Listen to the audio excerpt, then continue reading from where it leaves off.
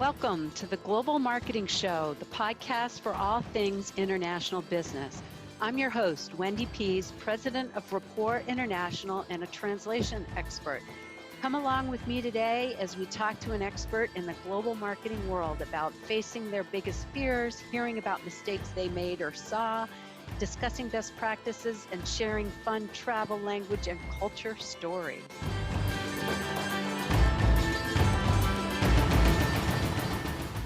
This is Wendy Pease, your normal host of the Global Marketing Show podcast.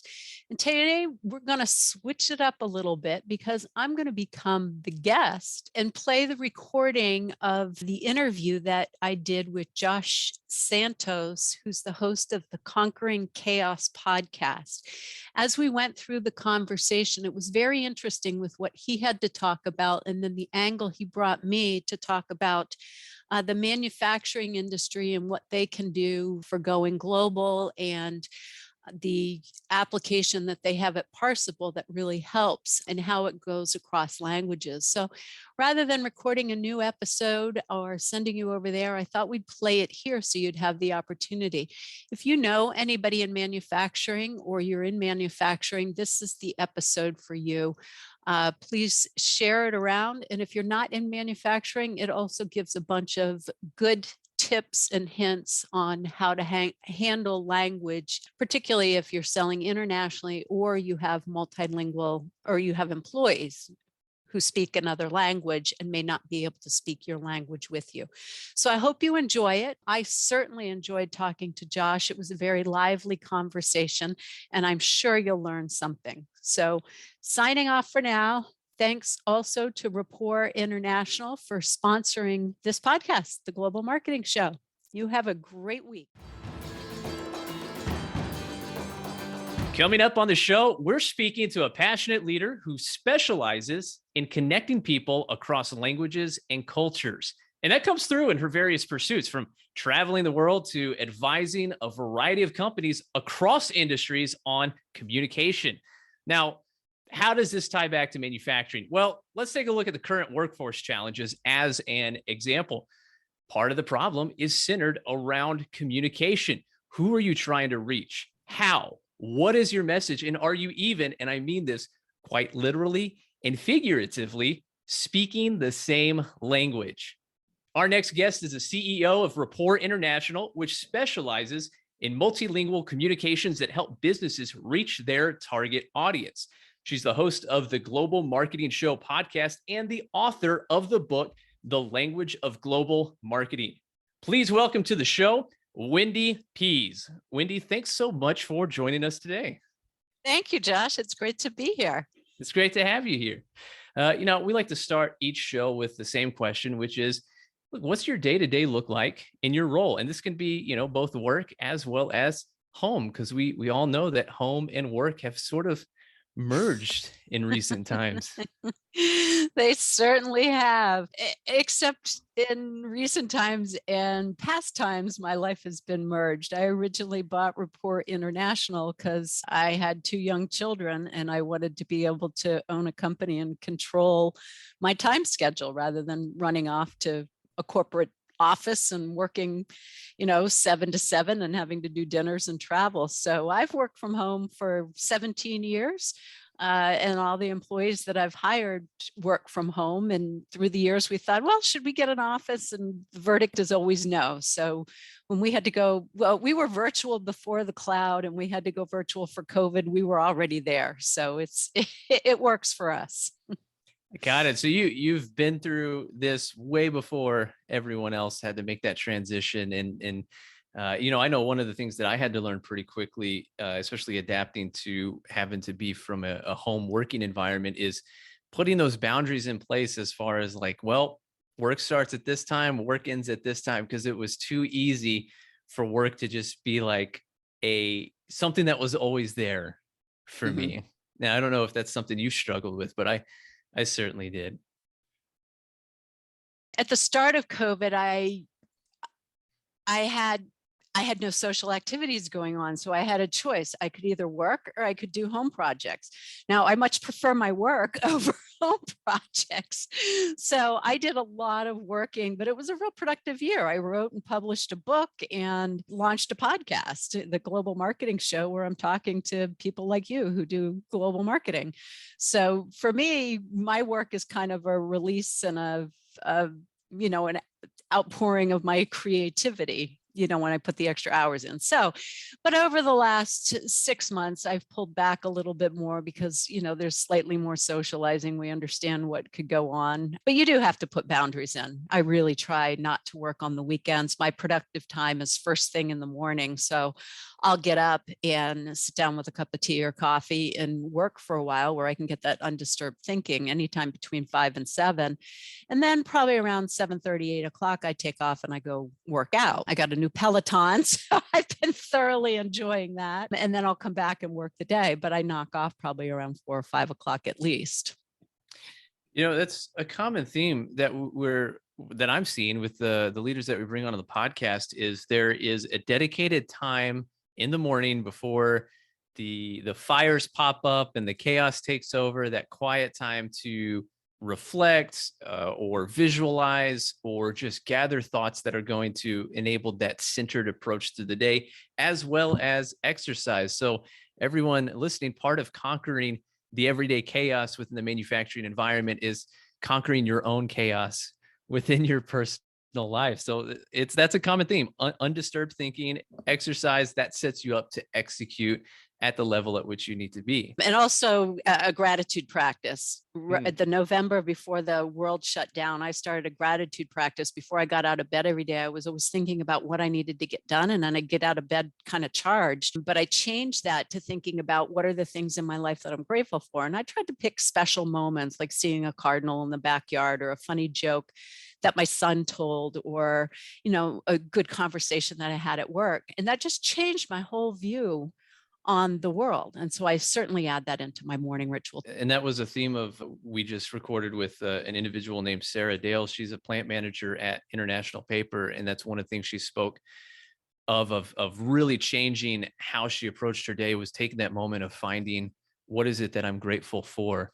And it comes back to that, look, it is a very challenging time outside of work. It's a challenging time inside of work, particularly in manufacturing, with the different struggles between the supply chain issues, the workforce issues. There's a lot of, pressure, frustration, and really it comes down to an individual mindset, especially for the leaders.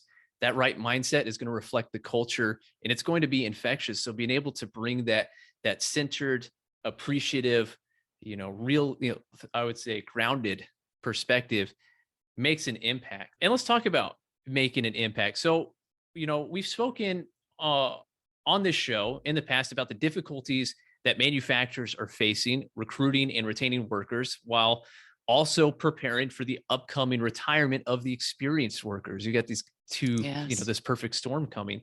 We had an individual named Jim Parker. He's the director of quality and operational excellence at Inline Plastics. And he joined us to share how they've reduced turnover and improved retention within the first 90 days. We've spoken to Paula O'Driscoll from J&J and Anthony Loy from Schneider Electric. They shared how they're engaging the next generation of industrial leaders through their work with the World Economic Forum.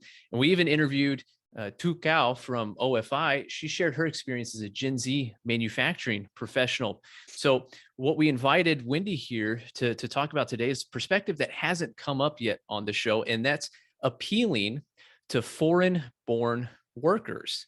Now, according to the National Immigration Forum, and this is as of 2018, so it's a little out of date at this point, but it was the most recent statistics that I could find. Immigrants make up 17% of the U.S. workforce and 19% of the manufacturing labor force. Now, that's a pretty significant number, about a fifth of the manufacturing workforce. So what if you could further appeal to that community? How would that help with your workforce issues? So that's what we're talking about today, how manufacturers can attract, engage, and delight local members of foreign-born communities. So Wendy, my first question to you, you work with many types of industries, not just manufacturing. Talk to us about the importance of embracing foreign-born communities in today's workforce. It is such a huge opportunity for manufacturers. And first off, I have to say, Josh, that, when we first connected, I went to your website, Parsable's website, to look at the services that you're offering. And I was so excited to see that you offer the platform in multiple languages, because the service that you have helps with improving safety and quality and productivity. And if you do that only in English, you're really limiting what you can do on the shop floor.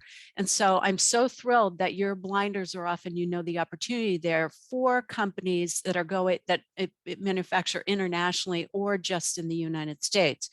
So I'd love to give an example of a client of ours called Boston Centerless, who recognized years ago that they had trouble hiring in their area, but there was a huge population of Spanish speakers and Vietnamese speakers. And so what they did was figure out how to build an environment that would be very friendly and inclusive for people who didn't speak English. Now, the number one problem I see with companies is they say, ooh, we'll hire them and then we'll teach them English and then we'll have this great work staff and then we could do business as usual. Well, that doesn't work, because you can find some incredible employees that don't have language skills. And so, for example, this Boston Centerless, they do precise manufacturing of metal rods, and they have to be extremely high quality because they're used in medical devices. And so if something's not extremely precise, it can cause major injuries. So they had to figure out, how are we going to attract new employees? How are we going to hire them and train them? And then how are we going to engage them so they actually want to stay and find it such a friendly workforce that they actually refer people in so they don't have trouble hiring? So they did it from the start. They would go to those hiring trade shows pre-COVID, and they would translate the brochure. They'd have a QR code that would then go to their website with information in Spanish they started out with. And so people could do the application in on there. Then when they came in for the interview, they did have some bilingual speakers that they had hired on staff. But if you don't, you can always use telephone interpreting, or you can hire an interpreter and do a series of interviews throughout the day to find people. Now, the immigrants that come to the US are extremely highly qualified for the most part. A lot of them have masters and PhDs. They've been lawyers and doctors in their country, and they've come over here, and sometimes they're working in housekeeping jobs or other things like that because they can't do their original profession because they don't have the language skills. Everything that you hear in the popular press about, they're here illegally or they've crossed the border or all that stuff, that's a small percentage of the immigrants that have come in. So the resources are out there, or the people that are out there that you can hire are extremely highly qualified. Okay, so we're talking about attracting and how you bring them on. Then you do the interview, you have somebody help facilitate that conversation. And we've provided interpreters for benefits meetings and for hiring and for translating those brochures. The next step is you bring them on and you have to train them, and you have to make sure they're fully trained. The manuals are in language so they can refer to them, and that they also know what the company rallies around. So Boston Centerless is they're rallying around precise manufacturing. So they're looking for people that are extremely detail oriented, that like to do things the same way over and over again. It's not creativity, but it's that style of person. So when you train them, then they can do that. Now, they've done some good things with, like I was talking about, the safety and the damages they can cause. They have signs all over the place that show what can happen. And they're kind of gruesome pictures of injuries that can happen if the precise manufacturing isn't done. So it's there as a reminder. They have, for the training, they've got a big whiteboard up with magnets, and everybody on the shop floor, their names up there. And when they train on different stations, they add magnets into that area so everybody can see who's trained on what area.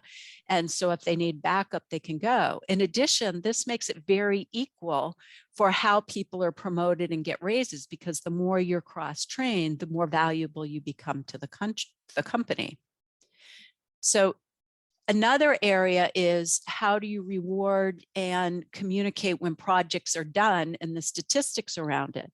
They've developed this statue called Timwood. It's a wooden mannequin that stands about 5 feet tall, that rolls around the shop floor to different stations. So when they finish a job, it has the numbers on it of, how precise, how many they manufactured, or, whatever the stats are that they had to do, but people can see when a job is finished. So they've incorporated a lot of visuals that don't need a lot of explanation or reading. Somebody can glance at it really quickly and understand what it says.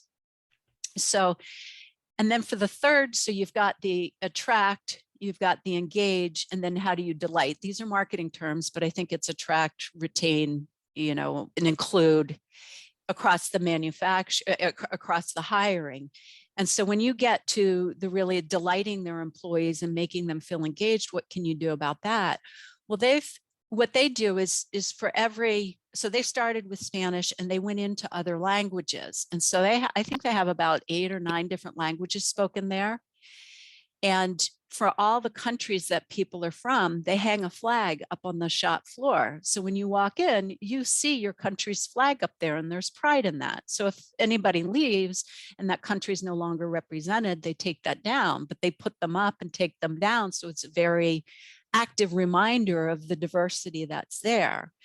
For their holiday party, they do a potluck and people bring foods from their native country. And they say that's one of the most favorite events that they do throughout the year. So they're celebrating the culture. And so they've promoted supervisors who are bilingual. And then teaching English is a benefit.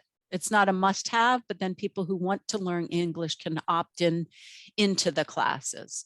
So you can see through the whole cycle, from how are we going to find people, how are we going to bring them on and train them, and then how are we going to make them really feel part of the team. They've done these things throughout and they're consistent at it.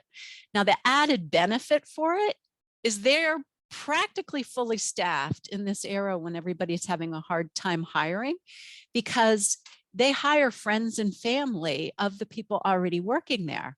So, you're working there and you have a cousin or your spouse or your child or somebody wants to come work there. They get a referral bonus for referring, the employee gets a referral bonus for referring somebody in. And then they get to work with people that they know and like already. So they've got this whole circle of, how do I, find new employees? It's naturally feeding the engine.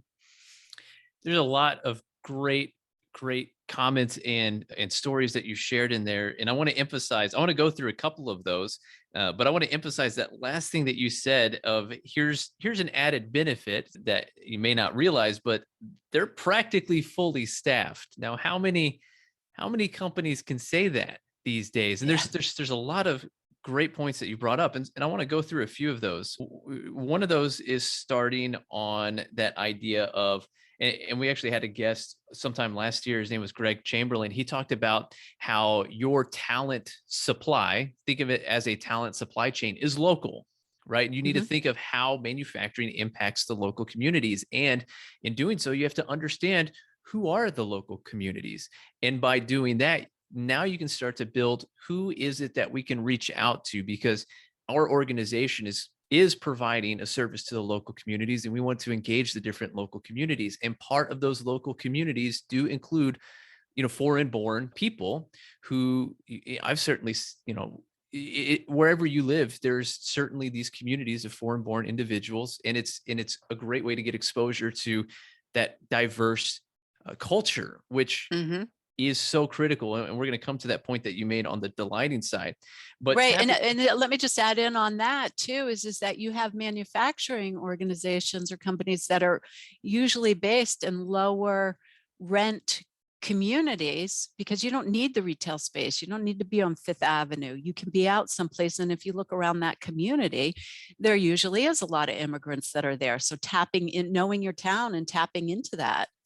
And this gets into one of the ideas that has come up consistently on the show is that manufacturing has a marketing problem, and it's not so much marketing of the Yes. goods that they're selling, but it's marketing from what is our perception within the industry, and who are we trying to reach, particularly in this conversation of who are we trying to reach to bring people on. And I love that you called out that the organization that you're working with took the time to reflect on who are the types of people that we're seeking to bring into our environment. Well, we're looking Mhm. for detail oriented people, right? We're looking for detail oriented people across the different bases of communities that are nearby. So we know that we're looking for this type of person, and this type of person exists within every culture. So how can we cast a wider net? I mean, back to that statistic, a fifth of the manufacturing workforce is made up of foreign born workers. I've certainly seen that firsthand in my work here at Parsable. I've been to hundreds of different manufacturing facilities, and a significant amount of people that I've interacted with are English as a second language, right? Mm. And there is definitely, in those people, there's I don't want to speak on their behalf, but sometimes there's sensitivities about language skills. I've certainly been there in Yes. my Yeah. time, working in living in France, trying to speak French and failing pretty poorly at it. It's tough to be in a world where it's tough to communicate. And so, and I've worked with manufacturers who, like you mentioned before, Parsible's available in 18 languages and counting, and part of their requirements is I love that. I love that. And when we were talking earlier, you said that it depends on the device.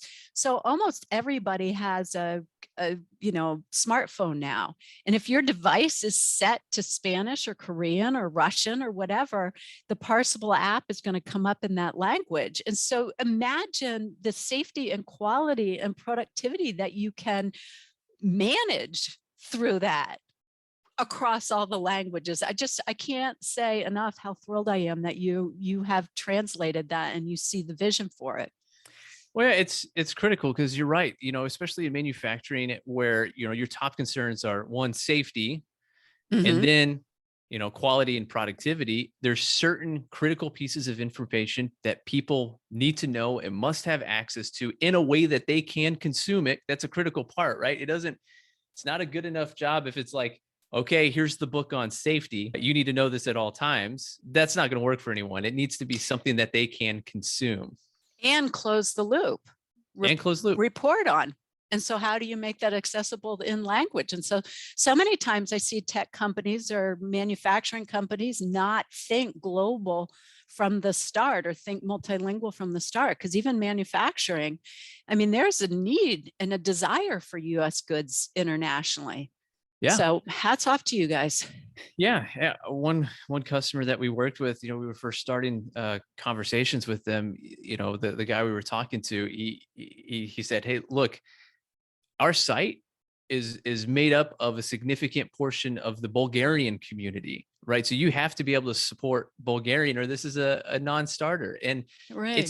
it's that type of experience that I want to make sure doesn't get overlooked, is that there are a significant portion of our team members who are English as a second language, who are connected to their community, who can, and to the point that we'll get to, provide those referrals as well, because that is that is the best way for recruiting, is the referral based Yes. approach. Yes. Uh, And the benefit to the people that you hire is they become so loyal. Because if you imagine you're in the US, you're college educated, you've held a good job in your country, and now you're here in the United States for, whatever reason, and you don't speak English, it's really hard to get a good job where you have consistency, you've got longevity, you've got commitment, you're mentally challenged, you get benefits, you get holiday pay. So these jobs are really good for people that don't speak English, and they become loyal, mhm. because they're part of a real company that's building something. They don't feel like they're just part of the disposable workforce.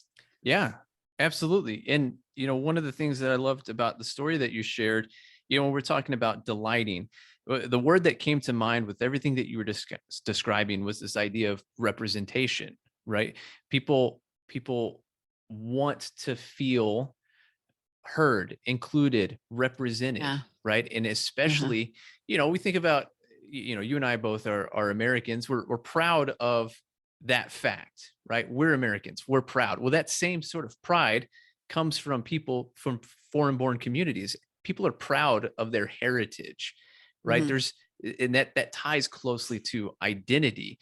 And something I learned from Seth Godin is this idea that, to appeal to people, we got to keep this idea in mind, is that the way that people think is people like us do things like this, right? And so to be able to represent a community and show that not only are you represented, but you are embraced and welcome, which goes a long way on ESG from a diversity, equity, and inclusion perspective, but it gets to that idea of delighting. And when you delight people, you've got those advocates. And what do advocates do? They say, hey, people that I care about, you need to know about this great opportunity. Like, let me Yes. tell you about it. Let me Yes. bring you in. Yes. And like you called out, practically fully staffed. Yeah. That's a big deal. That is a huge deal. It's a huge deal.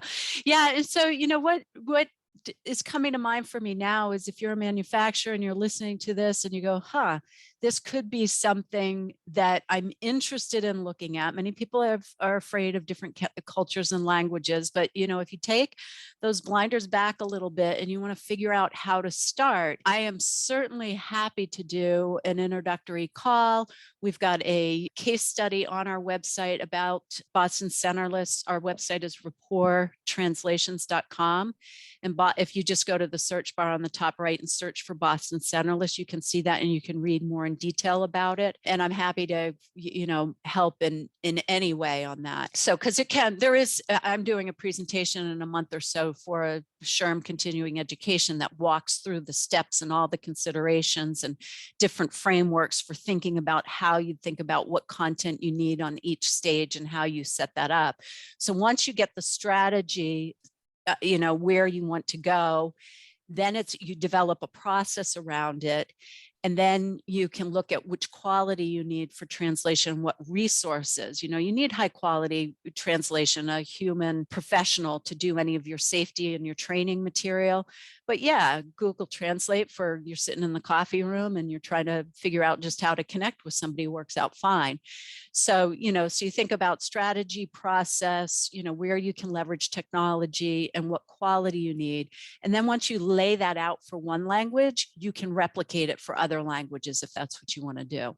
Is a bit of a standard operating process in what you just described. You build Yes. out, here's the standard way to approach it, and then it becomes a repeatable and scalable approach, so that Yes. you're not reinventing the wheel every time. Well, Yes. let's How nicely said. Thank you, Josh. of course. So, one of the things that we brought up is that we're essentially talking about how to market opportunities within manufacturing to a new audience, or an audience that may not always be thought of first and foremost. You have to be targeted. You have to know who you're trying to reach. You have to know what matters to them. You have to stand out from the rest. And there can be pitfalls along the way. I would love to hear from your perspective.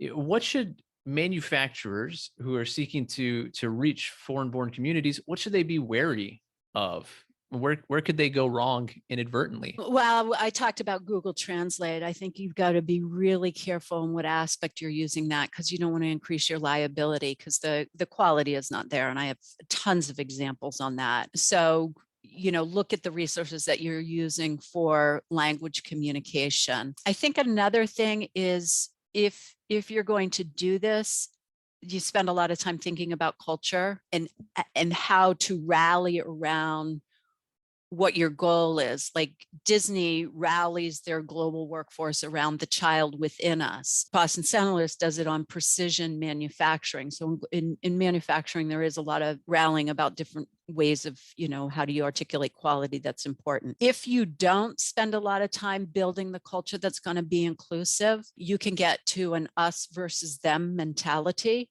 And that can just sink you because people aren't going to be working together. They're going to be afraid.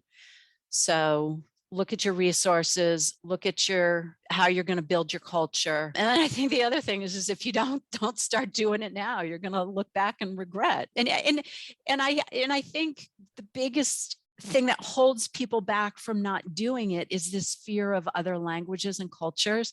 And I've lived around the world and I thrive talking to people from different countries. And basically, people want to live in a place that's safe. They want to provide for their family. They want to have engaging work, and they like to have a sense of humor and laugh about things. So that's my own analysis of what people want, and that goes across the world.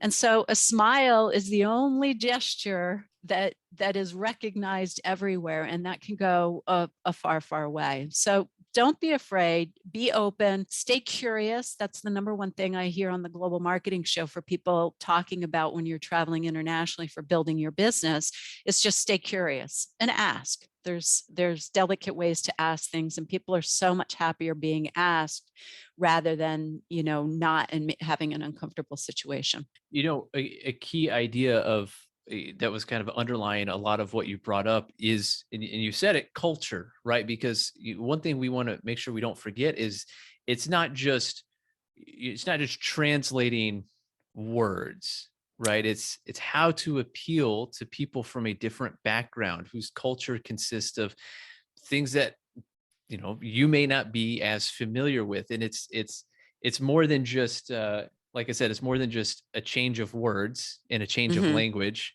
It's change of culture, and humor is a big part of culture, right? Things that are funny in one culture are not necessarily as funny in another culture. But I love that you brought up rallying around culture, because you do have to understand that cultural differences do play a part, and they shouldn't be diminished or dismissed. It should be embraced and celebrated, right? The example that Yes. you provided, I love it. Bring a dish that is representative of your culture, Yes. of where you're from. I certainly love that idea. Yeah, so there's a lot of other hints too when you're working with people across culture, and you started to say, if you're working with people from different cultures, we're talking about two cultures here. One is the culture of the workforce, and the other is different cultures from around the world.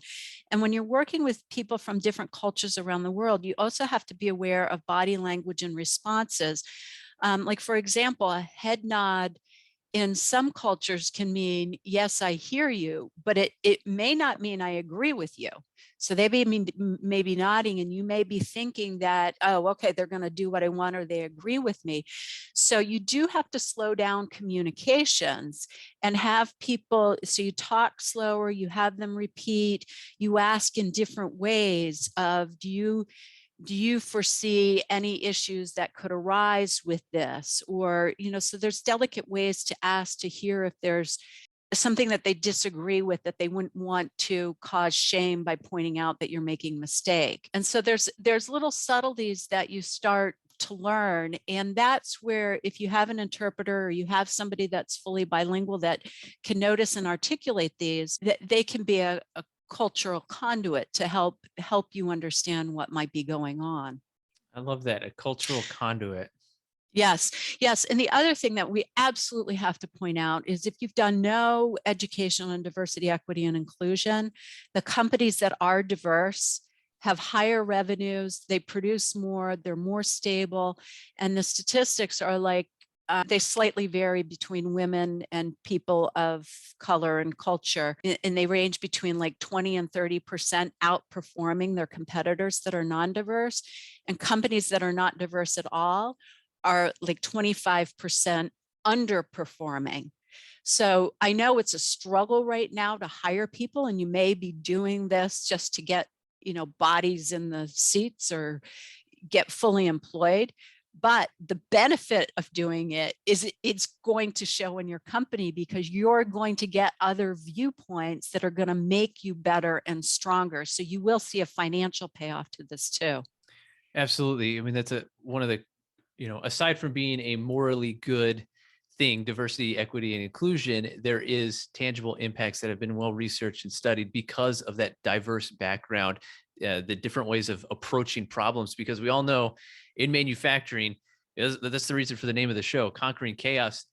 It's sometimes anything but straightforward. And a lot of times what you're doing is you're fighting fires, you're having to deal with different problems, and having someone bring a unique perspective and a viewpoint to, I see this problem this way, here's solutions that I've experienced or that relate to that. That's what drives innovation. And to your Mm-hmm. point, innovation fuels your competitive advantage, right? And Mm-hmm. and if you think about the other point that you made, which is starting now, this is part of the competitive advantage of how do we get fully staffed, tackle production, quality, and safety, all these areas that are essential to surviving within manufacturing, and do it quicker than our competitors, right? So there's Mm-hmm. that first mover advantage with tapping into these different communities that are located, around, not just the United States, but it's all across the world. I certainly have the habit of thinking very US based, which is a problem with me. Everyone, I'm working on it. Uh, but yeah, well, let's So and I just have to, I'm so glad you brought up innovation, because the companies that are diverse have higher innovation. That's proven too. And one of the stories that I love is Pepperidge Farms. They make the little cookies, and they had a lot of Latino workers in the factory. And they said, how come Latinos don't buy Pepperidge Farms? And they said, well, you don't have a flavor that's very common in the Latino markets in the US. And they said, what's that? And they said, strawberry. So they made a strawberry Pepperidge Farm cookie, and it flew off the shelves in the Latino neighborhoods. So it's little things like that you may not realize, that if you're diverse, that you get insights in that are going to help your company. I love that story. It reminds me of the story of, I don't know all the details, and I'm going to butcher the story, so please forgive me if I get it wrong, but it's related to Cheetos and the creation of Flamin' Hot Cheetos. An individual, I believe he's a Hispanic individual, he was adding or suggested a particular flavoring that he enjoyed. And that's what eventually became the Flaming Hot Cheetos, which is a huge, huge hit across cultures. I love Flaming Hot Cheetos. Oh, my teens can't get enough of Flamin' Hot Cheetos. I know. Well, Yeah. So innovation, and that extends to manufacturing too, because it's a different viewpoint. different perspective. Mhm. Perspective is a better way to say it. Yes. Well, let's talk about, setting up operations for success when building a diverse workforce. Let's talk about some best practices. We mentioned a few things. A common one that I think came up in some of the examples is how to make work visual. That's certainly something that we Mm-hmm. see, because visuals span across languages, right? That's one of the things that we focus on at Parsable. One of the major use cases is providing work instructions so that you know what task you need to complete, but also providing the how to complete that particular task. Now, and this is true for not just different cultures, but different generations as well. Millennials and Gen Z, we don't want to read a ton of text, right? We're YouTube videos, Yes. TikTok Yeah. videos, right? So how can you embed visuals that communicate how to perform?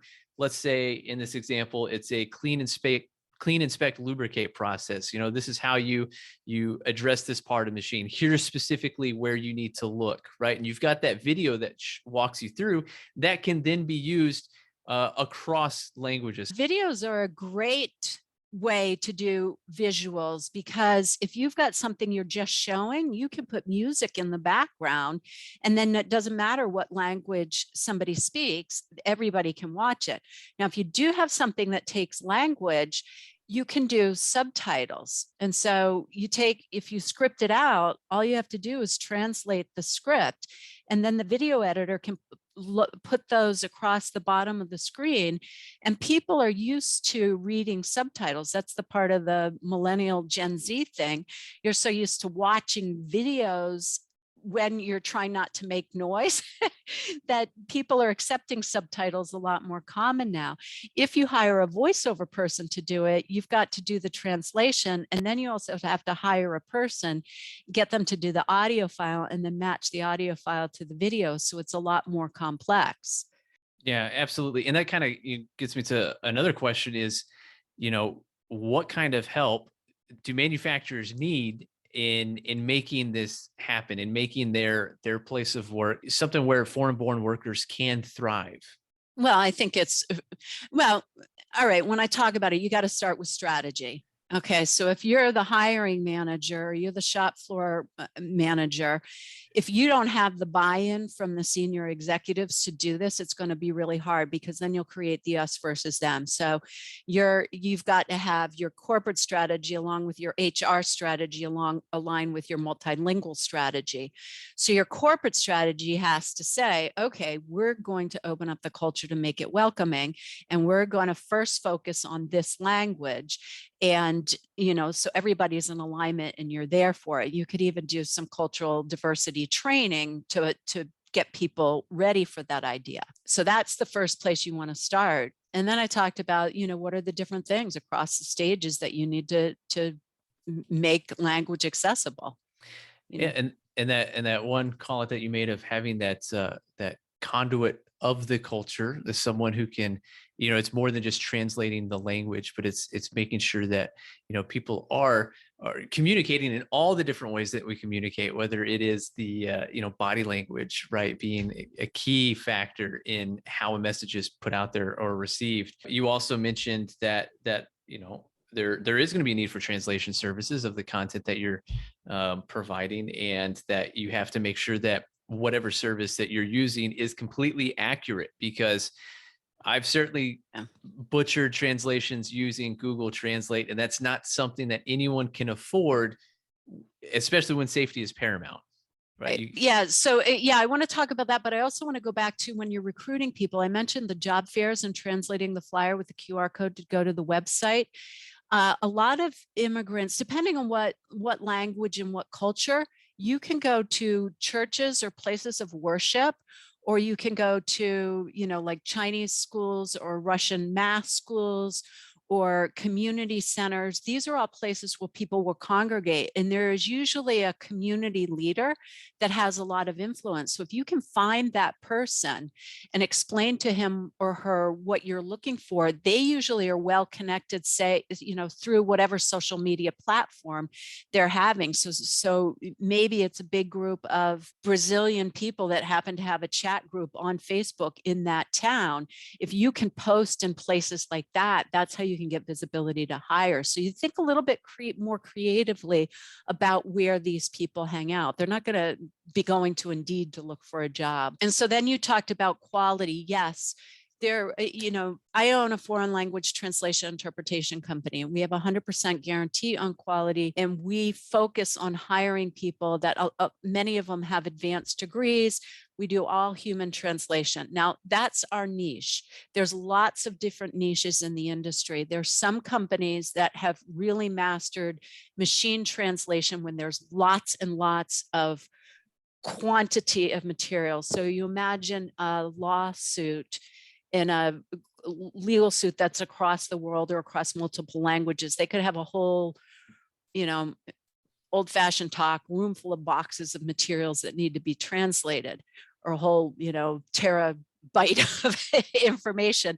And they may be looking for that one doc that has the information that they need. So they can throw that through machine translation, get the gist of it, narrow down into just what they want, and have that one document translated. Okay, there's other ones that will use machine translation with human editing. You might save some cost, but it's going to read very stilted and you're not going to get the meaning across. But it may be okay if you have to document a lot of stuff. So when you're working with an agency, you do want to find somebody that has 100% human translation to get the high quality. And you want to know how they're screening the interpreters and how they're doing it. And if they do linguistic matchmaking, which means they take the interpreter that worked on your materials before and they use that same person, so you get consistency of voice. So if we're talking about dinner, the word dinner is used all the time, and the next person doesn't come in and call it supper, because that could be confusing, particularly if you're in a precise manufacturing situation. So who you hire is very important. The same with interpreting. Now, if you do get to the point where you have enough people and you have a supervisor that's bilingual, that supervisor may be able to, do additional trainings, help facilitate company updates or announcements, or, the party's coming out or something like that. But if you need to have a private, confidential meeting with an employee that doesn't speak your language, you can either bring in a human interpreter, a live person to come facilitate, which, we'll do more for benefits meetings. You can also do video on demand. So you have an account and you call into the video company and you put in what language you want and somebody pops in so they can be in the room facilitating with you.